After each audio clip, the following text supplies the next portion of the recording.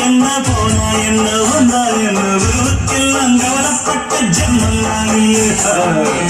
வைக்க நேசம் வைக்க தோழன் உண்டு வாழ வைக்க அவனை தவிர உறவுக்காரன் யாரும் இங்கில்லே உள்ள மட்டும் நானே